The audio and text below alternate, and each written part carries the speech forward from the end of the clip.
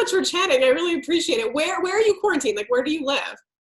I'm in North Hollywood right now. You are. You live solo or you have roommates?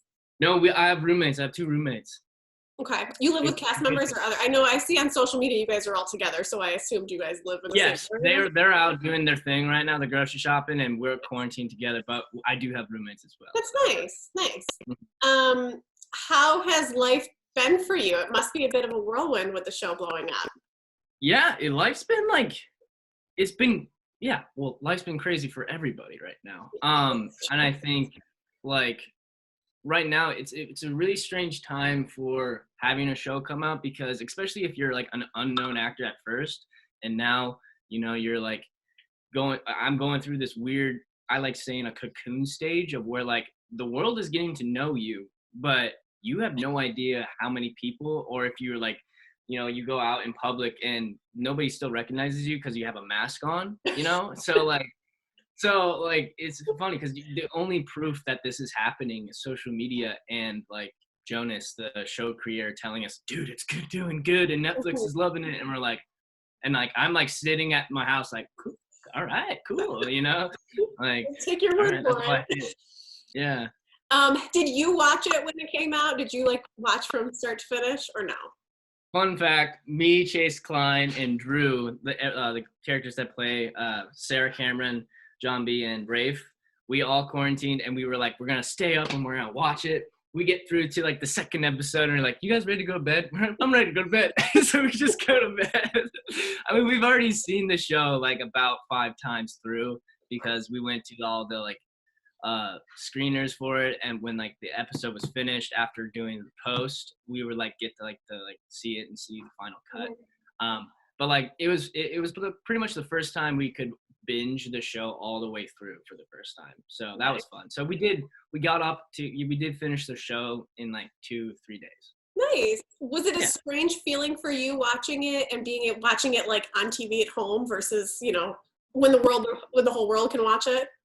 Yeah, I would say like the feeling was more like, oh wow, the person across the street could be watching this like as well, like that's where the feeling gets a little weird, is like wondering how many other people are looking at the same thing you are at that. For sure.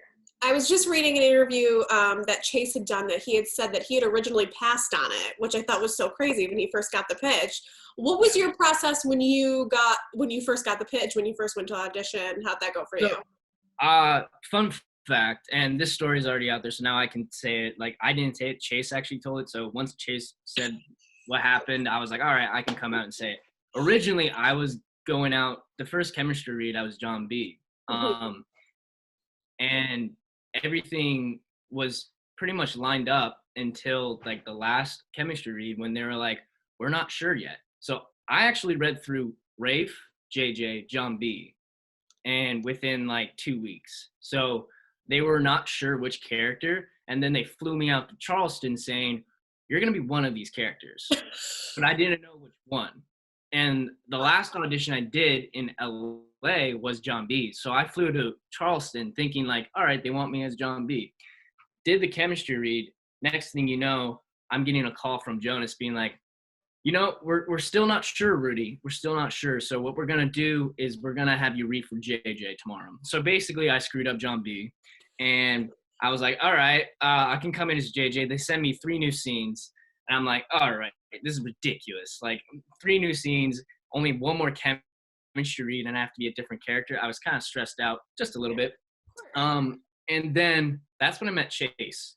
And when I met Chase, and then the following chemistry read, it was crazy, because like all of a sudden I even saw it.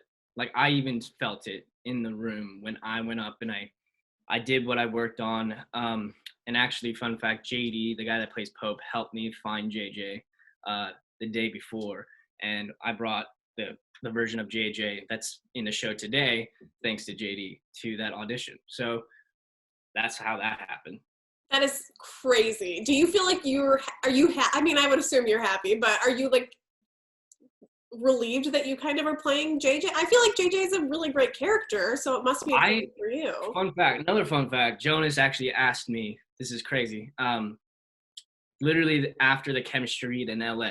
I know it's all these like chemistries and I have to keep track of, but the one in LA when after I read for John B, I think this is why he was not sure. Now I'm thinking about it. He was like, John B or JJ? And I said JJ. And because I loved the character, I thought he was somebody completely unlike myself, but I saw similarities where I was like, I really relate with this character. And his arc through the show is one that's like, no, this man, there's so much more deeper than, I don't want to like throw Chase under the bus, but like the show follows John B so much that you kind of are, you can't really guess. It's not up to guessing of what John B's doing. JJ, you kind of like, you get glimpses of stuff that you didn't notice that was there. And then it later is revealed. You know, John B's not that way. It's revealed in each episode. And it's just so like, here it is. But for JJ, it's kind of like, you have to actually like pay attention to like, no, there's a deeper thing going on with JJ that you have to pay attention to. Yeah. And I love that about JJ. Yeah, for sure. I feel like he's as like, I don't know, I think a lot of people could say he's definitely like the most relatable because he's going through a lot of stuff and people go through crap a lot. So it's like, you know, it's nice to kind of see that. How did you get into those tougher scenes? Because I would imagine that a lot of them were a little emotionally tough to transform into.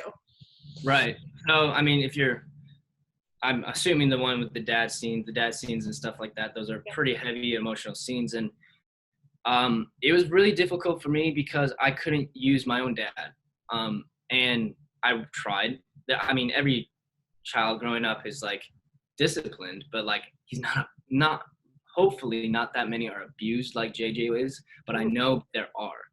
And so I needed to bring that organic, you know, like that this is real. Like this is not something that isn't fake. This happens to quite a few kids. And I wanted to portray it in the most realistic way possible. So what I did was I talked to Gary, and I actually talked to some people on set and several other people that have been abused by their parents. And it was really hard for me to hear it, but like to get the emotion that they were feeling in that time. And talking to Gary Weeks, who plays Luke, we were able to find the realistic, you know, emotion. And it's kind of hard to put into words when you're on set and you get into this mindset of like really abandonment of just like, you cannot do anything right. And yeah, like it's Gary, I have to give a shout out to, because he was just like, after every single take, he would be like, are you okay? And I'm like, I'm fine. And it was like the car scene, it really, really hit hard for me.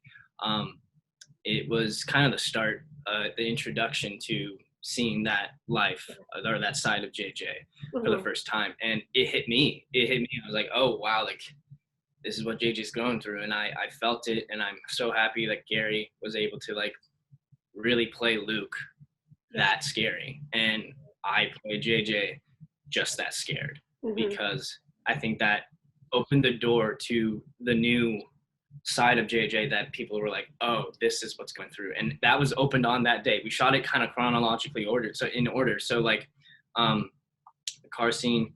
And then the next day was in the house with my dad. So that really was helpful.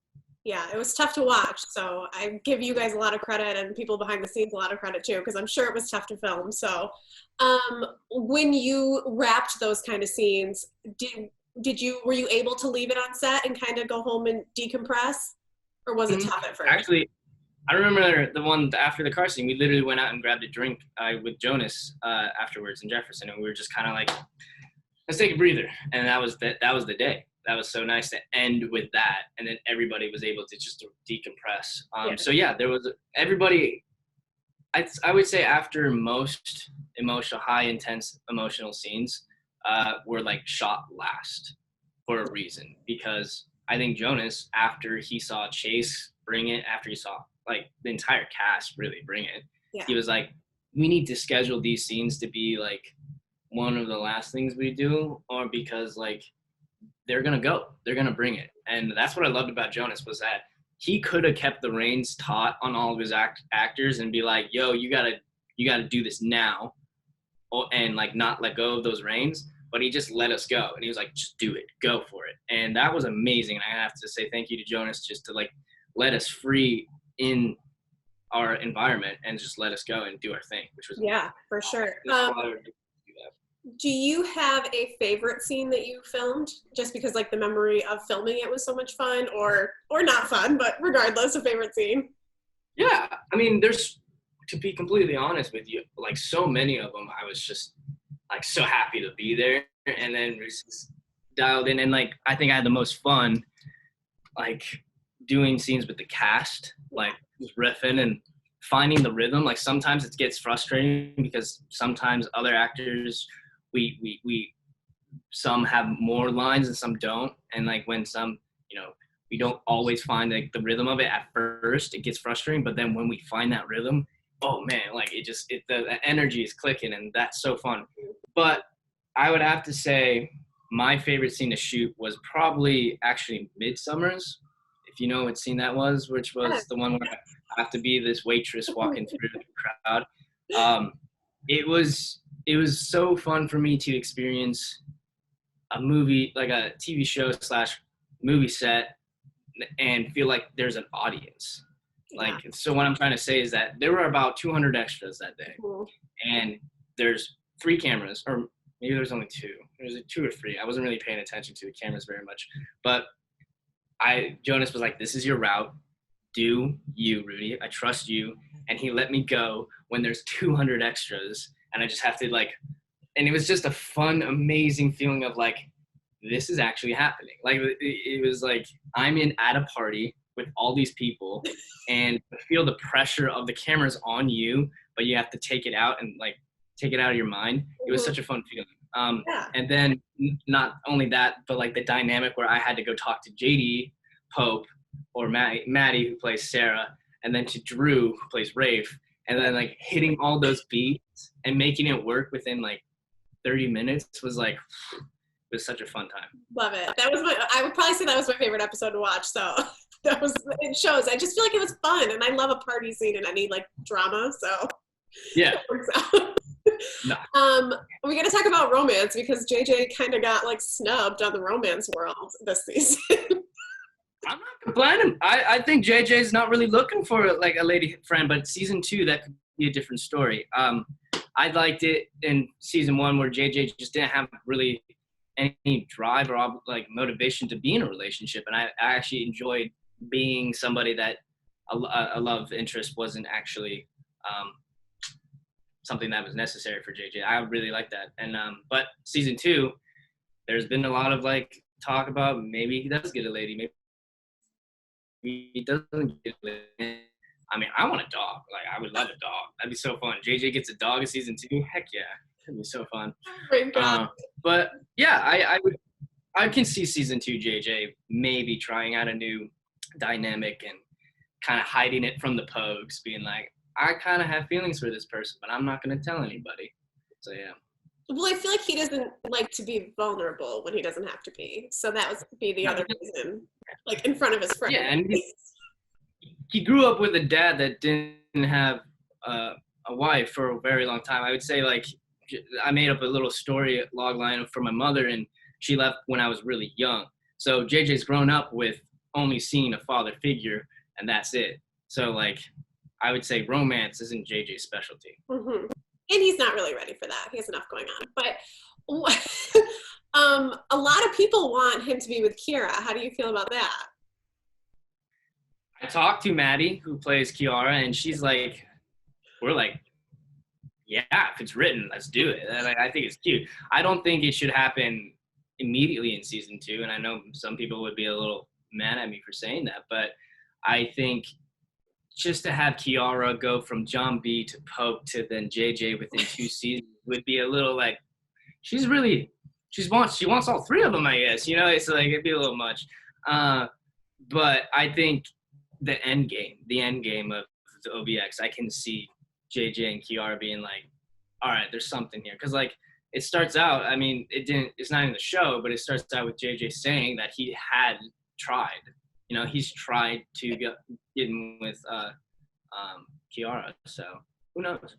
I felt like they have such a strong chemistry thanks to you two having such great chemistry. Like the hot tub scene would be the one that comes to mind, just as like have a connection. That's obviously a friendship, but you guys clearly have a good chemistry on screen together. Yeah, no, I say, I mean, I really strive to have that chemistry with all the Pogues. I'd say the first person that I had that chemistry with was JD, who played Pope, because he was in the first chemistry read. But I will say I had to change that chemistry because he knew me as John B at first, and then I had to change it to JJ. So that was a interesting like flip. And then me and Chase lived together in Charleston because we knew we needed to find that chemistry really fast. Nice. But with Maddie, who plays Kiara, I was just like, boom, we got it. And she's like such a great actress, and it was such a pleasure just kind of riffing off her. Totally. What are your hopes for next season in general, other than romance? Hopes. I really want a dog. I really want a dog. Yeah, you're putting that out there. I really want a dog. I would say something I've been saying, and I think it's going to go this way, is that the Pogues aren't the Pogues at first. They're struggling to find that kind of the chemistry, lack of a better word. The chemistry of the Pogues isn't there at first, and JJ's doing his own thing, and Kiara and Pope are doing their own thing, and I'm kind of doing my rogue JJ thing, and they have to come back together when they find out John B's alive. And I think that'd be a fun dynamic to progress throughout a second season of like, we got to come together, prove John B is innocent, because let's just face it, he's not dead. Yeah, he's not. But, yeah, but John B has to come back to the Outer Banks, and that is a huge obstacle to face because Ward is kind of the main antagonist of why he can't come back. And that basically means it's either John B or Ward. Just throw in the can. Maybe you guys could do a couple episodes in Bahamas too, because that'd be fun. It'd be whatever. If they want to, whatever. I wouldn't want to. I love that. All right, so before we wrap, I wanted to ask I assume you're getting a lot of social media requests from men and women who are big fans. What is the strangest thing you've gotten on social media? I've been asked to be adopted. That was weird. That was definitely weird. That's strange. They were like, "Can I adopt you?" And I was like, "I'm not going to reply to that one. I'm not going to reply." Yeah, I'd say that's probably the strangest one. There was like, the whole entire birthday things, and I surprised somebody on their birthday, just randomly. They were like, "This is the Zoom thing, and this is the Zoom code. Can you drop in at this time? And I know you probably won't do it." And it's pretty funny. That's so nice. That was pretty funny, and that's probably a little strange. Yeah. Other than that, there's just been a bunch of highs. Hey, hello, hi there, JJ, hearty eyes, which is great. I mean, I love it. Thank you guys, and I appreciate the fans out there. And I'm sorry, there's just so many, and I'm so happy and thankful for all of you. And if I can send hearty eyes to you guys out there, well, I am right now. This is how I do. Rudy, thank you so much. I really appreciate you taking the time to chat. Thank you so much. Very excited to see more. I can't wait for season 2. Thank you. Thank you for having me on. Yeah.